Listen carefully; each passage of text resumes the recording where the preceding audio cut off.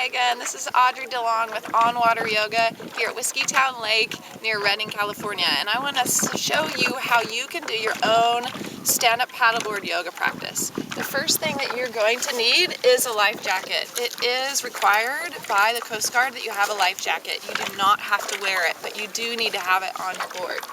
The second thing I want to talk about is your type of board.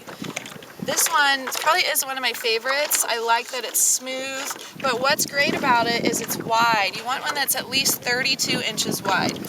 This one's 12 foot long. It doesn't so much matter. There are a couple of brands on the market that are specifically for yoga that are great. The other thing I want to talk about is sunglasses, sunscreen, hat, long sleeve, that kind of stuff. Don't wear cotton. Highly recommend you don't wear cotton.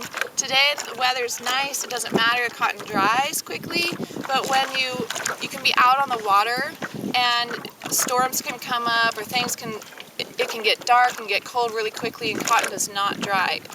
In the kind of outdoor world, we say that cotton kills. So you want either a synthetic material like a polyester or a silk or wool. That'll help. Even in the summer, wool is great. It's very breathable. So you can wear like a rash guard. I'll often wear that. I've got another class coming up. I'll wear that for the next class just to give me some sun protection. It's got 50 SPF. The hats are great. The only thing is, if you happen to fall in, you just want to watch. It depends on how expensive your sunglasses are, if you're okay with losing them. They often do sink. Don't wear shoes. You do not need to wear shoes for this. You want the feel of the board. You've got a lot of rocking motion, so you do want to be able to feel with your toes the grip on the board. The other thing that's really helpful for us here, we're out at the lake.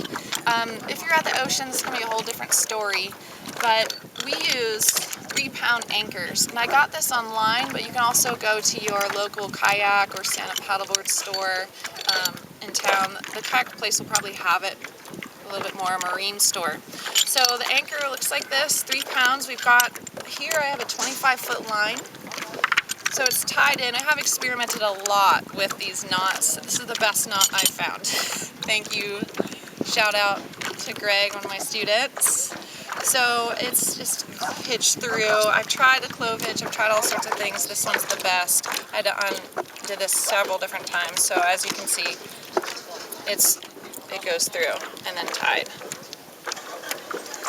So the anchor, it drops down, and then you've got the little top here. You do want to make sure that it turns and locks so that it comes up, and then you drop your anchor and you're set up. So you do want to take into consideration your surroundings. You don't want to be near the shore, and that's because then if you happen to fall off, you can scrape yourself. So you do want to pay attention and be out in deeper water. But here I've got a little bit of slack, so I'm at a good place. It'll give me some slack, so I'll float away. So you do want to pay attention to the depth. Now sometimes I've been where it's too deep, and we've had to pick up our anchors and set them in a little bit closer. So the other thing to consider is I'm using an S-clip here. You do want to make sure your board has a little tie at the back, and then you've got this nice S-clip and your anchor with that same knot here, or your buoy. So if you happen to drop it, you haven't lost it completely. So I am all set up to start my yoga practice.